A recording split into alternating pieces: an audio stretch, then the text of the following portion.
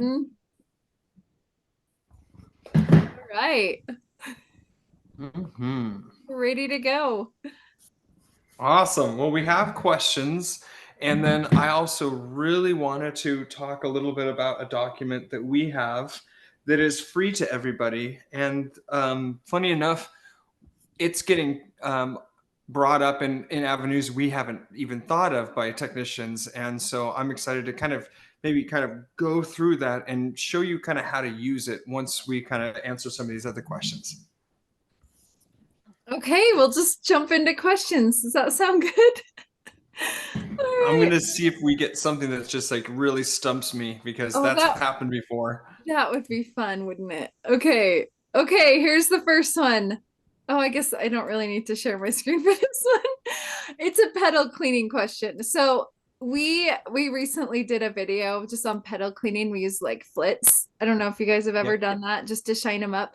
The question is, what do you do with the ones that are clear coated and worn and tarnished only in contact areas?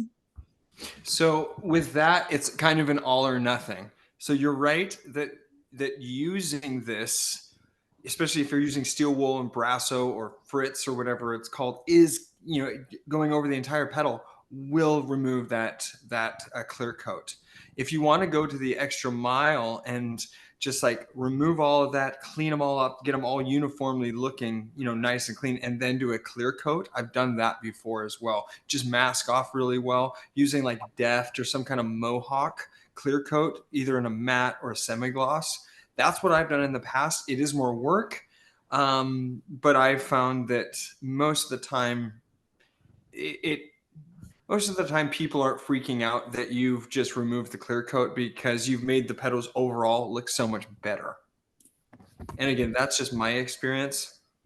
So you use the Mohawk. That's actually really good to know. I noticed that when the pedals are shined, they tarnish again pretty easily, though. They don't last like super long. Like maybe, I don't know. I guess if you play it a lot, you would notice, but that's Yeah. good to know. That's good to know.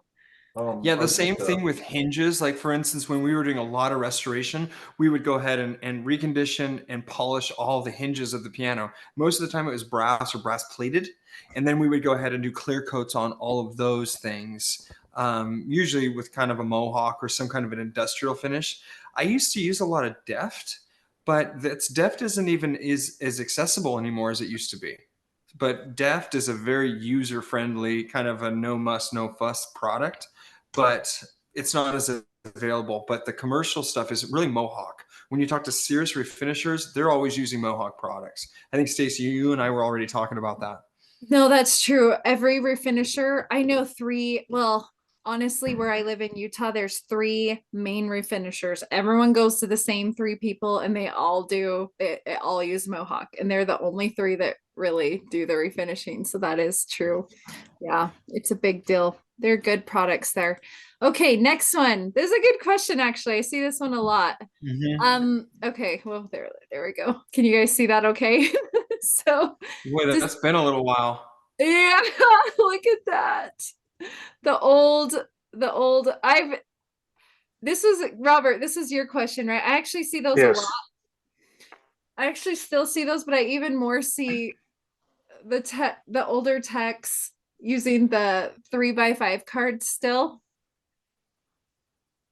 Yep. Yep. I see that. Another thing that I see is the technicians writing on either the key stick or the hammer head, like the Yes. hammer molding. I They got still little pencil marks. I actually kind of like it. It gives me a starting point for the customer. Look here. It says Yeah. 1947. A string might break. So, uh, but does anybody do this anymore with So Gazelle and what those products? Yeah, so what I've found is when our technicians come to a piano like this, we're not writing anything in it, just because I don't know the reason why. We just have never done it. So it may be that you're going to run across a piano like that does say 1986 was the last time it was serviced, but there's been a dozen technicians over the years working in it and just not writing it down. So it's not an end all be all. In fact, I would say most technicians aren't putting in that information, even if there is one of those cards. Okay.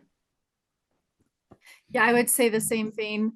I would say, yeah, I would say I don't think many of the new techs do it anymore. So sorry, I just thought of that one. That's a good graphic for it. You're welcome. That was one I made. Okay, this is a good one too. Okay. Damper replacement. This is one you did, right, Robert?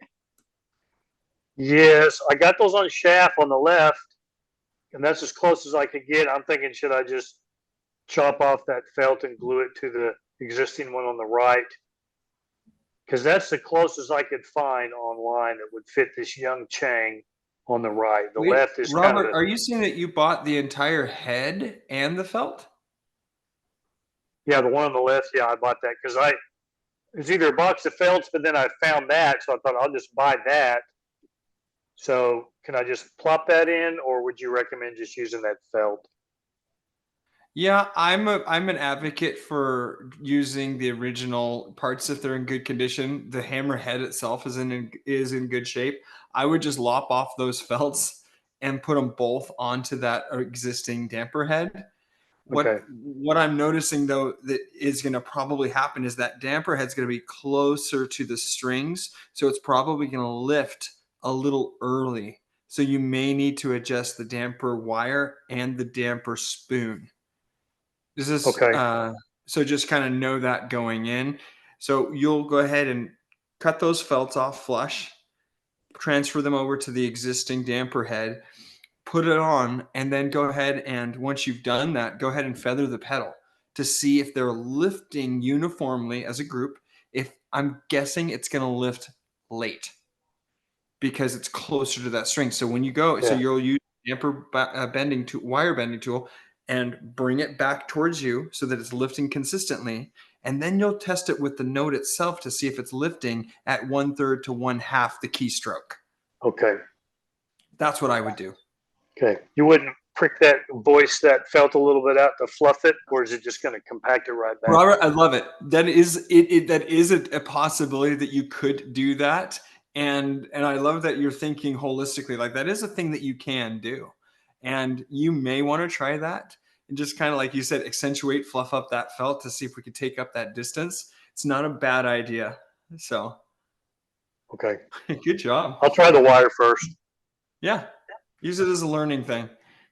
I have a really good question from Marla. I love this question.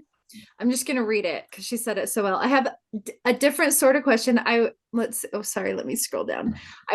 Okay. I really don't want to have a workshop to do all these repairs and rebuilding. I just want to take my toolkit to the piano, fix, tune, tweak as I can, and then refer to other technicians for more significant repairs. Yes. There's many that do that. What does that mean for the hypothetical business I have? do I need to say that I'm something other than a piano technician? No. So just to give you some reference, Marla, we are in multiple locations, like 4 locations, Seattle, Portland, Phoenix, and Denver. Our only real main shop is in our Portland headquarters. That's where we have a shop with more tooling and stuff like that. Everyone else either just kind of brings the piano action to their home or they do it on site. That's totally no problem. And so most technicians are going to probably operate out of a small space in their house, which when you open your house up for that, doing repinning work, you can do that on site. But it is so much nicer when you can just chill and watch some National Geographic on your TV and do pinning in your home. It's just more relaxing. If you can find just a little dedicated space, a corner somewhere. But again, you don't have to. All the main and basic stuff you can do in the customer's house. Does that make sense? Perfect. Yeah, it's a great question. And a lot of times you think, I was going to say I have a really lovely friend who's a tech here and she literally, she's like, I just do tuning. I don't, and if Yeah. it's anything more, and she has a lot of clients, but if Yeah. it's anything that's a repair, she literally will refer. And she has a Yep. lot of other people she knows that will do those. And so, and she's perfectly happy doing it that way. So, and Yeah. you're still a piano technician, of course. Yeah. I would say if you don't enjoy the other work, don't do it. You know, so Okay. send somebody else to do that. It got to the point where we were doing a lot of I restoration love the work. tuning aspect.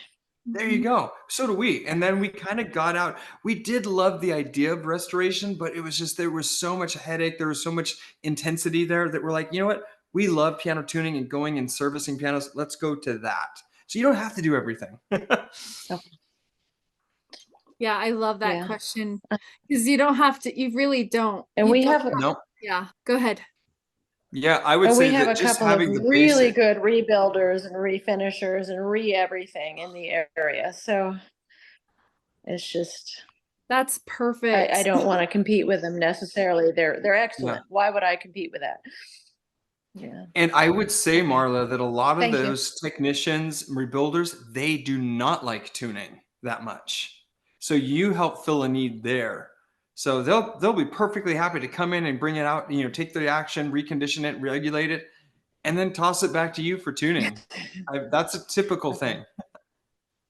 Okay. Yeah, Good it's no, a good thank you. relationship. It's always good to know a good refinisher. Everyone should know a good refinisher.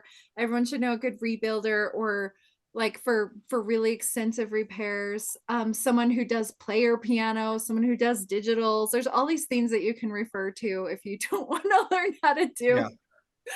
Yeah. That's a really good question though. Here's another. Oh, Robert, I don't know if you had a picture with this one, but it said, upon a close examination, my replacement wire I just put on the pins may be off half a gauge. Is that critical? It could be 15, maybe 15 and a half. I thought I measured it close. And then I looked at it, just eyeball it and went, maybe a tad off. I've not found it that much of a big deal. In fact, there's also debate within the industry if you need to go downsize, or excuse me, up sizes. Because like if you think of that string shrinking over time, if it says 14 on the plate, but they go to measure that string and boy, that's a 13 and a half, or that's less. So there's some debate with that. I haven't found it to be that critical. Okay. I might Good. mercilessly talk to you about that, but I just haven't experienced it. Okay. Well, if I aired on the side of large, so that's good to hear. Exactly. It could have been 14. I put a 15 and a half, and then I put a 15, and it could have been a 14 and a half measurement. Yeah. So I finally got my 3 strings restrung. Hallelujah. I timed myself. I improved by half an hour from my first to last string, but oh man, it's no fun. That's really good. Robert, That's really I'm good. so excited you're like out there doing it now. It's like kind of a big deal. It's a huge deal. It's backbreaking when you get down below to get that string down there. Now, I have heard this. I'm sorry to diverge. Michael White, who is the mentor for Victor, he came by and looked at my piano. He said, what I do is put in both Beckett's. You measure first, put in both Beckett's, and then drag the loop down at the end and put it over the string and then tighten it. Have you heard that? I've heard of that.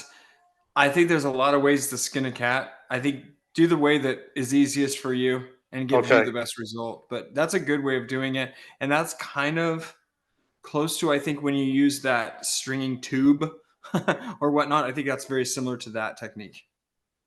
That coil lifter. I think that I've noticed though amazing. with that, you need to make sure that as you're getting it down through there, that it doesn't twist. And what you end up actually doing is you don't even see that, oh, wow, underneath way down there, it's twisted in the middle. So you have the opposite strings attached to the opposite pins. Make sure it's going in the right direction and that both pins are exactly on the side you need it to be with the wires. Okay. Good question. Okay, felt punching question. Are the felt punchings on the balance rail and front rail a standardized size, or a certain thickness, or do they vary from piano to piano? What do you That's a think? great question. They are going to be usually a standard diameter, but not a standard thickness. There's going to be various thicknesses to those. But in general, the diameter themselves are the same. It's just the thickness. And you usually want to get a bag of each thickness to have on hand. I think it's like no, it's funny because I'm so used to piano tech. So I know the numbers. It's like PU8 and PU7. Those were the numbers, but piano tech is no more. So it's in shaft. But Yeah, you want 3 or 4 different sizes, I believe they come in. Yeah, I just discovered that I'm refelting the piano I'm rebuilding. Yeah.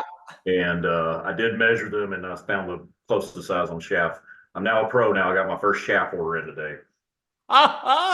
They recognize you. You're official. Yeah, I would say whenever you're replacing that felt, you're ahead to go smaller than larger in any of these felts. It causes, because you could always jack it up a little bit with some extra punchings and things of that nature, but you can't take it out. You know, that's harder. Okay. Good question. That is a good question. I tried. Okay, Robert, you sent me a video and it wasn't doing the sound, so I downloaded it to the chat to see if it'll show up that way. Okay. So let I me think see you if- can actually just visually, maybe Oh, I'd like to okay. see, I think if you just notice, the first one is normal, the second key, and I'm trying to play pianissimo because Okay. that's when it has the issue. So just see what your Yep. thoughts are. I think I Let's see fixed what it because I actually got that screw undone. Okay. It's a bad one. It kind of sticks when you I play can't hear it, but it softly. is doing this. It is, yeah, it is sticking. Can you do it one more hear it. time? Yeah. I'm so sorry. I can't figure out the There's a sound. good one. So I see blocking. Is it blocking against it? Does it go thunk? Yeah, it doinks a little bit. Yeah, If I I feel play- like there's not. I feel like the let off and drop are not working properly. Okay. So And you got let off. Yeah. So I let off. increased the lid off. I actually got that screw out. I bought one of these big screwdrivers and I got that screw out to get my action out. And I just increased the lead off and I think that did it.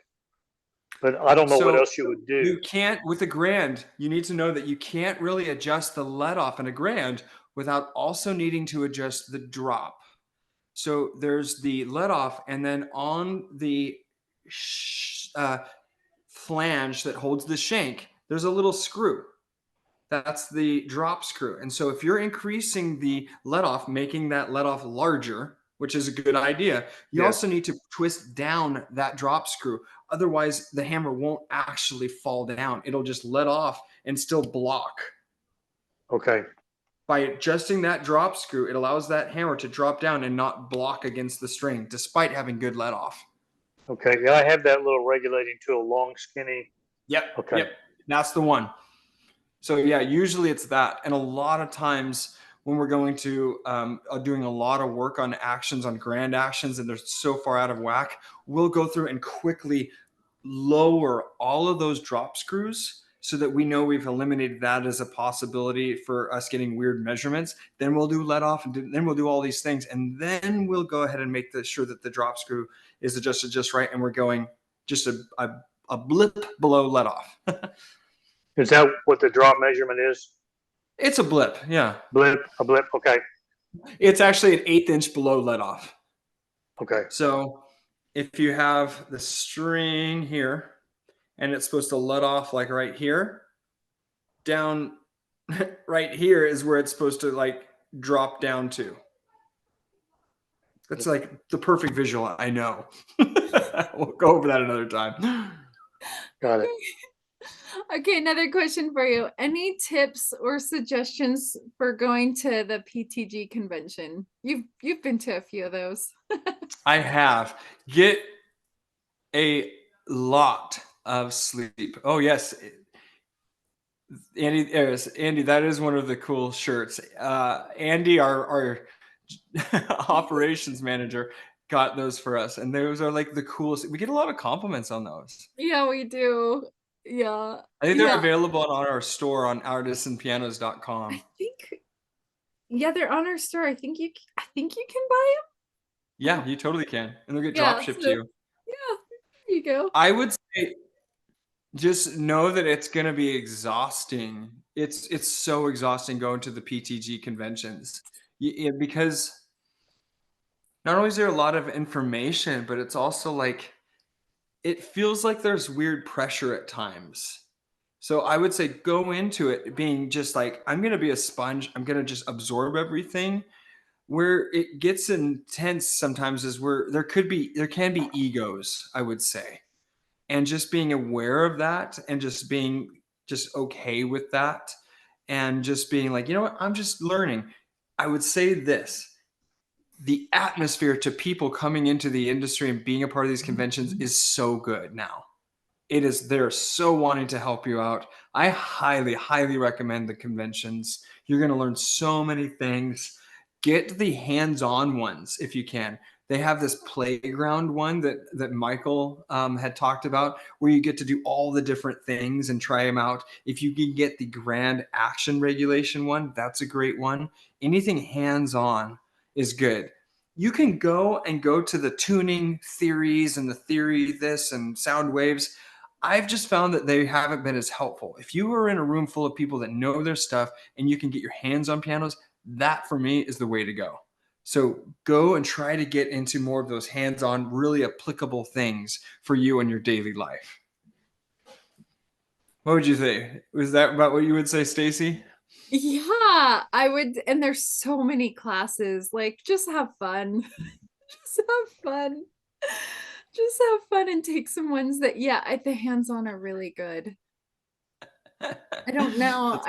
It's not like I've been to a ton of classes though, but I would say that the people who go usually, like you said, love it when they're able to like, Yeah. Go to a Gazelle class for sure. Gazelle is Tim Barnes and the software. They're great. You'll learn a lot there, and they're really genuine, and they really try to help you out as well. And oh, so, that's true. And you know, when you go to those classes, even if you're using Gazelle, you will learn things. You're like, oh, like it'll level you up how you use it. yeah, So I agree with that. Very, very good advice. Okay, ready for a couple more? yeah. Does anyone sell gift certificates? Gift certificates? If so, how do you go about selling or issuing them? Any specific Ooh, terms or that's a conditions? you question, Stacy. Oh, okay. Gift certificates. I've seen it done so many ways. Uh, I, mm, I've seen it where I've done just the thing is you just have to be able to keep track of that system, right? You just whether you do it in Gazelle as a note, like free tuning, and then make sure it's at the top of the timeline, or you have a spreadsheet, or there's just got to be some way to keep track of those. I find that I don't sell a bunch of them though. In all the years I've offered them, and sometimes someone will gift it to a friend, you know, and they just want like a digital, like I'll make a digital like gift certificate, but yeah, you just, I don't know what, it's not the I best think that answer. I'm weary of them because a lot of times things can happen. You go, they redeem their coupon and their piano can't even be tuned, or it needs this other work and this and that and this and that. Or it's coming, you sell a handful of them and it's like, great. And then 3 months later, where you really need work and need to fill the schedule with actually paying work, for whatever reason, they're being redeemed. And it's just less work for you right there. I would say wait. I don't know. I want to say wait until you're further along to where you can handle those setbacks. Because early on, when you have setbacks, what should be a little bump can be kind of feeling catastrophic early on. And so just kind of be aware of that. I've seen it work out with the gift certificates, but I've also seen it and experienced it more often not work out. Right. And sometimes they hold on to them forever. And I mean, honestly, if someone wants to Mhm. gift a tuning, I would just have them tell you who it is they're gifting it to, and then you call them and be like, hey, Yes. you're getting a free tuning from so and so. I'm just scheduling it with you. And then you collect from them, and then it's just like a normal. Yeah. It's the That's easy. an easier, better way. Yeah, I agree. No, it's true. Okay, one more question. Is there a group health insurance plan available for piano technicians? There's not, as not that I've heard of yet. There is the group, liability insurance through the PTG, but not group health. And you're right, the health insurance is absolutely crazy. For our company, I think we had about this year is going to be a 20% increase, and it's just insane. So the health stuff is real. There's just no solution to it. I mean, you're going to pay a lot as your own business. It is a write-off, but again, you have to have the money to write it off anyways. So it's hard. It's hard and it's expensive. We pay that for our team members, and we pay I think like 80%, and it's still a lot for them to pay too. But it's just crazy. I think that for my family, it's like $1,400 a month. And it's just like, whoa. Yeah. And we get a deal because we're a corporation. So yeah, I'm sorry. I don't know of anything. And that would be something to look into. That's actually not a bad reason for working at like universities and things of that nature. Sometimes the university jobs will actually pay for medical insurance. So that's kind of in the works. But yeah, I know that there's faith-based, programs as well. My wife and I and our kids, we used to be on something like that to where it was a fraction, and it's kind of a pool the money together with, these groups. Oh, I've heard of those. Yeah. Yeah, it's like I think one of them's called like Samaritan Ministries and stuff like that. But boy, it's just expensive. And the idea is that you don't want to be at the poverty level to qualify for state, medical stuff. You want to be making more money, but then once you make more money, then you don't it's just a lot. I'm sorry. Oh, so true. I think that was all the questions. Michael, hi. Welcome. We've missed you. Yeah, too much other stuff going on in the life. No worries. It's okay. So glad to have you here. How is everything going? Just plugging along, kind of. I haven't had as much time to work on the keys behind me as you see, but have been working on them a little bit, and then I have a thing that I'll try out in the next few days. I gotten a tube to try out the restringing, and so I got a PVC tube to give that a shot and see how it works. Oh. So next week I'll be able to give an update on that, let you know Yeah, how that let went. us know. I'm so curious. It may be too thick. We'll see Yeah. whether it'll fit between stuff easy enough or not. That's awesome. And then also been kind of inspired by who is it that created the new website for their stuff? Who? Who posted in the Facebook post on their new website? Oh, I think that Andy was Barlow. Andy Barlow. Yeah. Yeah. And so I've been working on mine. So I've been actually hired out a company to be able to update. I had a draft one, but I wasn't real happy with it. So I'm spending a little money for them to put that together, and should have that up and running. As soon as it's up and running, week. that would be fun. I would love to do a kind of a show and tell for everybody's website if you have it. Victor, Yeah. you guys got a banging website. Michael, I'd love to see yours. We have Andy Barlow's getting his going. Yeah, Andy's and we can looks kind of really say, good. Yeah, like what's been working, what have we found that works, and that stuff. And actually, that's a good segue because I want to really show you guys how to use this next tool. It took us about 20 something years to figure this out, and that is to have a standard for our company. And then as soon as we created this, we realized like, wait, this is something that we should share and make very open, because this should be an industry standard. So Stacy, if you want to pull up and do full screen, I kind of want to go over what we call the TSP. And that's our technician success path. And this came from technicians in our own company saying, hey, how do I get better? How do I make more money? Stuff like that. And we really were like, okay, we need to have a shared experience to give to our customers. How do we best do that? And so I actually think that this is something, again, this, if you go to artisanpianos.com, I think it's in the careers portion or join the team portion, and it's free. It's just, you can download it. I would download it, print it off, because it's really good. And I'll show you why. If you scroll down to the next page, you have just kind of your table of contents, and we really go into it's not necessarily what the technician, as much as it is for the technician, it's for the customer. And so for the customer, we really want to give them the experience that's one right after the other, that's the same thing. You could go past these two, Stacy, to the slide, I think 4. So this one is really important right here, the company protocols. You're early on. I wish we would have established this early on, because I could see it in you all. You know, Victor, you're already there where you have multiple people in your company. You know, establish what you're going to call your protocols right away.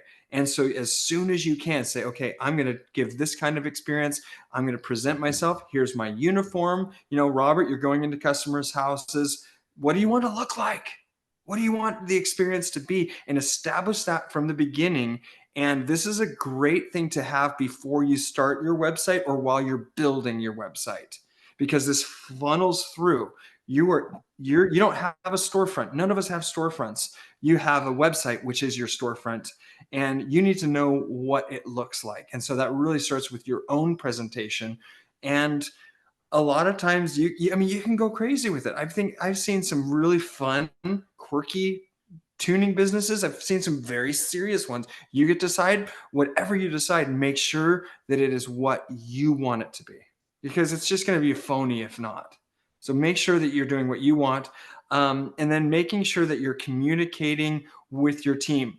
Eventually you all are probably going to get some kind of an admin service. So this is a very important thing to do, is figure out, okay, eventually you will have somebody answering your phones. If you get anywhere busy enough, you're going to want somebody helping answer the phones. How are they going to communicate? What are they going to communicate? How are they going to handle everything? And what kind of a rhythm are you going to have? The next one is a big deal. We didn't do it good with it. The documentation there, Stacy. We didn't do as good of a job as we could have early on. This is another thing to do. Start documenting. Again, I'm a big fan of Gazelle. If Gazelle would have been what we needed it to be 10 or 15 years ago, we would have done it. But this is something for not that much money. You can get started uploading pictures, because guess what? We've started doing this. All of our technicians upload pictures, upload content from the customer's house. And guess what we can do after the service call? Mrs. Smith, I hear you had a great service call. Is there any questions? No. Well, we have actually enough information to go ahead and do an appraisal for you. Would you like us to create an appraisal? It's only an extra $100. Wow, that's great. And we've already done it. The technician already went to the house. We gathered the information. We have the photos, serial number. All of these things could build on each other. And now we have another 30% more income for the service call that was already done. And then again, just staying connected with, reviews and things of that nature. Andy Barlow's on top of it right now. The reviews matter. That is word of mouth. People will choose, Michael's piano tuning service over so-and-so's piano tuning RPT if you have a bunch of reviews. It's just the nature of it. That's how it works. This next one, the field repairs. The more I've looked at this, the more I've thought this is a good background for when we really want to go ahead and, with this group, systematically go through all of what we expect. This is what Artisan expects. And to be honest, I would expect this from any technician going out in the field, the level, at least this level. Now, this isn't getting into massive work. This is fairly easy work, Marla. This is stuff that you can do in the customer's house. But it is stuff that is good to know. Whether you want to do all of this all the time, it is good to at least have a very basic knowledge of how to do some of these things. Evaluations, how to diagnose, string replacements, key top work, which Justin, you've mentioned several times. I need to get to it, to replace some key tops and things of that nature. We're going to get to it. I promise you. I bought Yeah. some. They're on their way here. Yeah. Oh, and awesome. And we had talked about this before, David. If you do want to end up taking the RPT exam, most of the stuff that's on your list is part of the RPT exam from the technical side anyway. Exactly. And so initially we had it simplified to just the things on the RPT exam, but then we were like, well, there's a lot of these other little things that we run into on a daily basis. And so we've made it so that the expectation for all of our technicians is they can at least do this to some degree. They at least know the basic regulation steps, so that if we run across a situation like what you found, Robert, with the drop screw, they know that, oh, I need to use the drop, adjust this down. I can fix this blocking. Cleaning, I can do that because that's an extra $300 service on top of a tuning. So all of these are good for you all to know. And again, print it off and just kind of say, where am I on all these things? Where do I really want to grow? And in these meetings, go ahead and just pepper it in. Hey, I would really like to know more about this. I really think we need to talk more about this, and we'll do it. The regulation adjustments. I would look at this list, and the first thing is seeing if you know what each one of these are. This would be a good one. Like, do I know what key dip is? Okay, I know what key dip is. Do I know the measurements that there should be? Quiz yourself on this. This is a good homework assignment for the next week. And just that way we can kind of go around and just say, hey, where do people feel like you have the most need? Where are people feeling the most proficient? And we'll be able to kind of, as a group, say, okay, here's what we're finding. And then we'll also be able to say, hey, Stacy, it looks like a lot of people are really not remembering, I don't know, damper, upright spoon bending. Great. Let's go ahead and talk about that again. In the meantime, here's another video that we can put on our private Facebook page to kind of, get that going. But this is good to kind of see if you all know these terms, and off the cuff can be like, I know the tool I would use. I know the measurement I need to do to get that. I got it. Whether you've done it enough, that's a different thing, but at least having the concept is a good thing to have, and this will help you with that. The packages are something that is really a benefit to the customer. I feel like we're still learning how to make it really profitable for us as a company. I know that we can, but to be honest, most technicians won't go to these different levels of service. And once you understand how to do it, and once you've kind of built this rhythm, it's really pretty easy. And the nice thing is we've actually listed it out pretty easily. So Stacy, I don't remember yeah, we literally listed out. I kind of forgot that we did this, how long each process should take. So this is a half-day service. This is, in both a grand and an upright. So get to the point where like, okay, I have my upright at home. Can I remove all the, can I remove the action from the piano? Can I clean it? Can I do all these things in 1 hour? Great. I got to the point where I can do that. Okay. Keys. Can I do that in an hour and a half? Okay. No, I'm at 3 hours. I need to work on that. Can I do the next regulation step in an hour and a half? And again, we listed out. I forgot we went into this detail, Stacy. It's a David, lot was of that total detail. time, or is that for each individual step? Each individual time. Yep. So each step. So a bronze package for us is a 3-step process, and it's a 4-hour job broken out this way. And we surveyed our technicians that were further along. Again, this isn't like this is beyond basic level. This is at a level higher than that. So they have the basic understanding, but then they're actually able to do this with some kind of skill level. Because it does take skill to know the steps and quickly be able to do them. But this is a good way to kind of push yourselves and saying, okay, how am I doing? How am I doing? I want to progress. And again, this is just a resource that we hadn't been able to find anywhere. So we just said, let's make it ourselves because we have enough staff. We know, and we've been doing this long enough. Hey, how long do you think this should take? And this is what we came up with. Yeah. And I find my techs that are a little more skilled. It is a skill to be able to know what to do in 4 hours, because you can't do all these like extremely thorough. You do have to kind of just like feel it out, it's not if you did all of these like thoroughly, it would take longer, right? So I find that that was the biggest thing, is them having to figure out like what to do when. But here's the silver one. Yep, going through everything. We even put the I forgot, we even put the measurements in there on kind of what to do. Again, we created this to for our own technicians, as well as when we're hiring technicians. Stacy's in charge of that initial process where she's like, okay, hey, where do you fit in? What do you know how to do? What do you not know how to do? And this is a very easy way for people to be like, yeah, I'm kind of a level 2 tech. I thought I was the bee's knees, but looking at this, I'm a level 2. So, but yeah, more the same, where you can learn about what the different, this is a full day package. So you have 8 hours. And again, this is kind of your backbone of service. You can manipulate it, when you're in the home, but this is at least a good starting point for you all to push yourselves. Again, this is maybe after we're done with this, Stacy, you can show them where exactly to find this. And then a 2-day service. So the gold package really is all about a first day reconditioning the action, hammer surfacing, some pinning, lubrication, things that you would take it back to the shop. You could do it all in one. You could do it over 2 days in the customer's house. We just like the privacy of doing it. But the first day is dedicated to actually reconditioning the action. Second day is dedicated to servicing and regulating it. Keep in mind, none of these packages include tuning.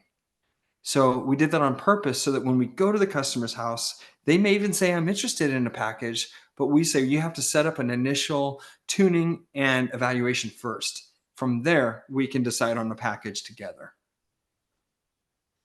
Initially, just so you all know, we had these include tuning, and it made for a long day for our poor techs. Yeah. Now, David, I have a question. Is we do it the opposite, and we always do the tuning after we do big services like that. Yeah. I kind of think like if I'm gonna do a deep cleaning on like a ground, I'm gonna clean the strings, things like that. I might do other things that might, mess with the tension of the strings. So if you guys do that, will you tune it again afterwards, or do you let We the usually customer know that? We usually will do a quick touch up. What we ran into is people saying, hey, I just selected this bronze package, and we get there and be like, yeah, we need to do a gold at least to get this thing going. And they're like, well, I don't want to do any of that. I'm just going to get rid of the piano. So then we're out of half-day service. What do we do? So we had that happen so many times where people thought they wanted one thing, we get there and it either couldn't happen or they needed something else. And so we just said, we're losing too much money. We need to go to the customer first. We'll do the initial tuning. And again, even if we have to clean the piano and we're going to do that in one of these services, it's not that much to touch it up. We'll take a half an hour to touch up the tuning.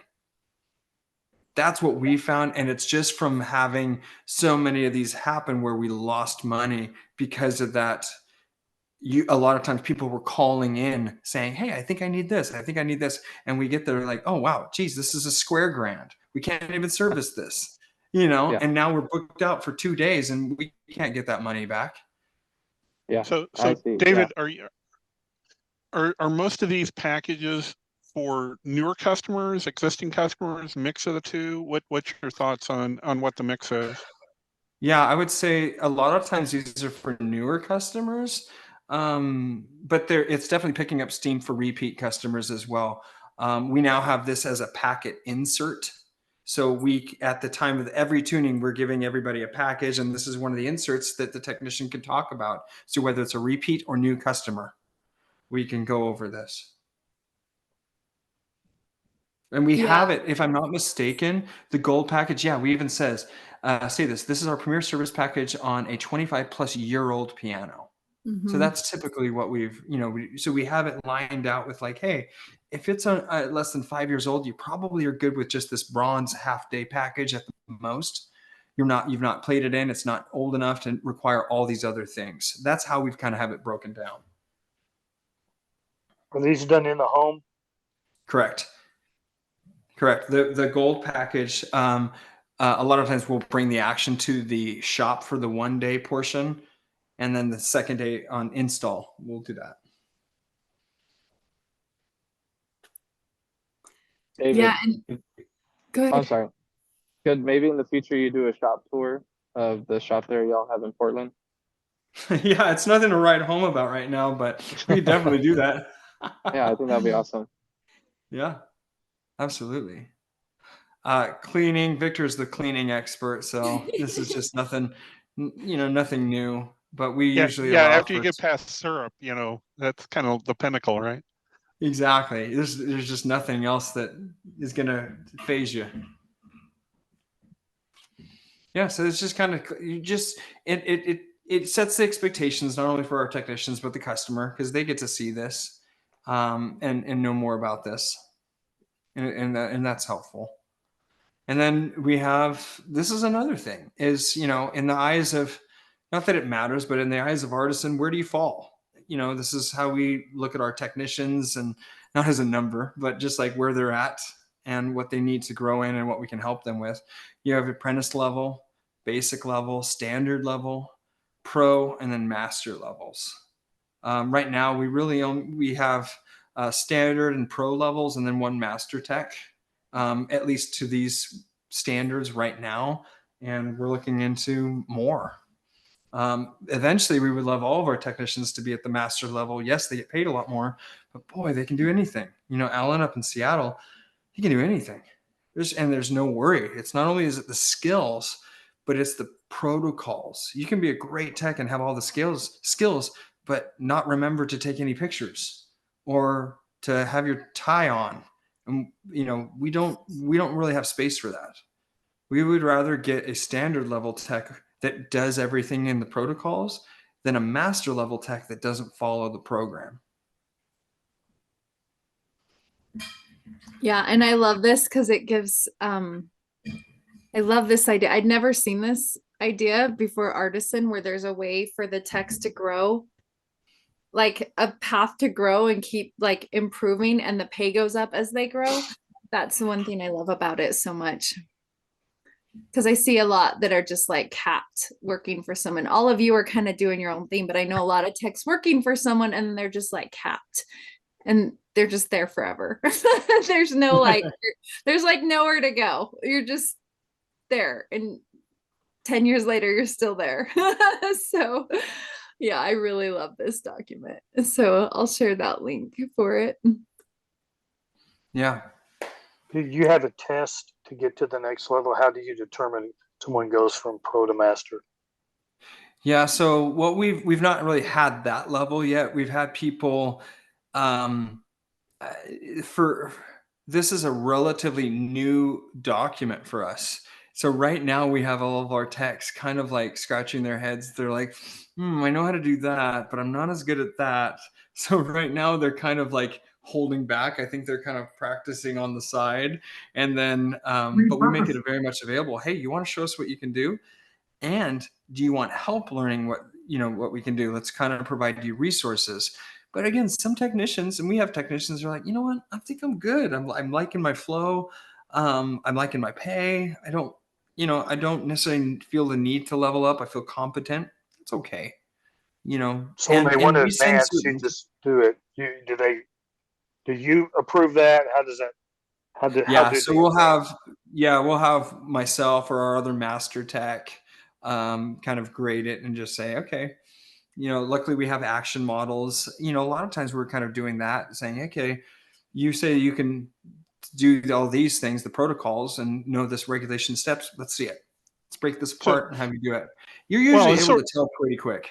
it's sort of like doing an RPT test when when the people that grade the RPT tests, they're wanting you to work with somebody local and do a pre-test. So that's essentially what you're doing, is giving your techs a pre-test to make sure that they're on track, essentially. Exactly.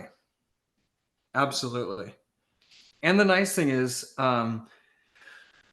we know pretty quickly like who to send to what. So for instance, if somebody's like, hey, I'm having this concert event, I'm going to have all the high-end performers in the neighborhood here, and I want to get the piano dialed in and some voicing, we're probably going to send one of our level 4 or 5 techs to that, as opposed to a lower level tech who's going to be doing school tunings. It's just the requests are different. Yeah.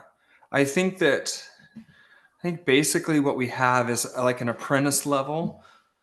I think roughly makes half what a master level will make, if I'm not mistaken. So even the apprentice level, though, for like Seattle is, I think, it's definitely well over 50K when you include all the benefits and things of that nature and all the perks and stuff like that. But that's and so then it's incrementally gets going more and more. And once you get to the master level, you're usually pretty locked in, and people, you have your rhythm. We treat, not that we don't treat our other technicians well, but we really value, people that have made it to that level, and we recognize it, and it's a lot of work. And so not only do we compensate them for it, we try to go the extra mile for them wherever we can, because they do that for us too.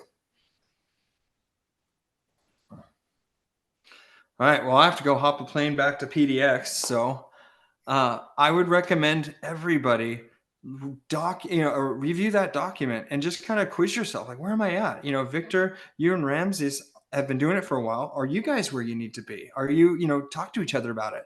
I think actually we need to be up here. What would it take to be over here? And just push yourselves, because there's honestly not going to be a lot of people pushing you. This is not an industry of people pushing you. There's not requirements. There's not a certification you have to get. So it's up to you. And the more you can do, you will benefit from that, because word gets around, and it is good to do. Cheers. Hi, cheers, Joel. Down in Ireland. Got 2 more days left. And you're spending it with us. Bless your heart. Yeah, I missed you guys. Ireland. What was your What time is it over there? Yeah. Midnight. Oh my goodness. I sat in a few Irish sessions. It was kind of a trip. So great. Nice. Yeah, you'll have to on Friday share pictures or something of your trip. Absolutely. Oh, it sounds so fun. Oh, thank you all for being here. It's so good to see you all. And yeah, when you look at that document, that'll help us know what we should do classes on, right? So Yes. Yes. we really do all the classes custom to you guys. So when you tell us, we totally take your advice. Absolutely.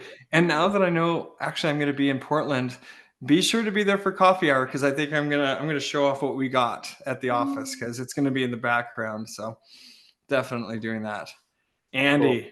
I'm ready for the in-person. Ooh. Just can't wait to show you what we got on Friday, Andy. It's just getting closer. Yeah, now David, I have one last question real quick. I know you kind of got to go, but sure. I really would love your input on this, because it's really been on me and Ram's agenda.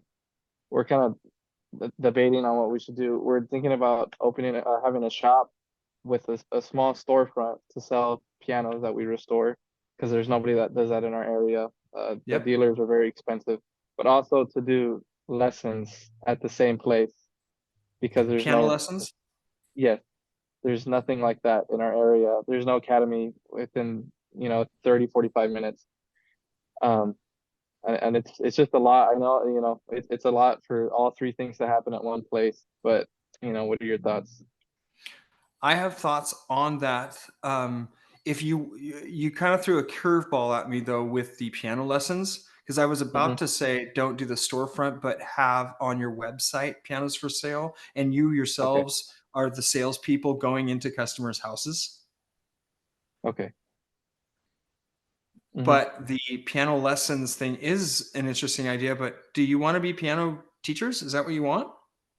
I mean, I do have my degree in music education, so it's Uh-huh. something that I can do that I've kind of always wanted to do. And in the very beginning, me and Ram had talked about, eventually our place would be, we would work on pianos and a place to go and to learn piano, to study piano. And my dad has been wanting to open a studio, so we kind of want it to be all together.